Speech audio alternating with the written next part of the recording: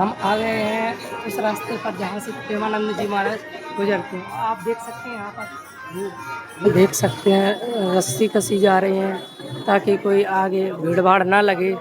और साथ ही मैं बड़ा ही उत्सुक हूँ महाराज जी के दर्शन करने के लिए। थोड़ी देर में महाराज जी आ रहे हैं और हमारा मन महाराज जी के दर्शन करने के लिए तरस रहा है। आखिरकार हमारा इंतजार खत्म हुआ और महाराज जी आ रहे हैं। देख सकते हैं हमारे महाराज जी आ रहे हैं।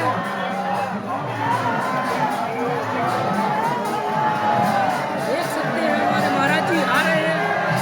देख सकते हैं आप लोग बहुत ही जोर जोर से राधा नाम का गूंज हो रहा है और हमारे महाराज जी आ गए हैं। देख सकते हैं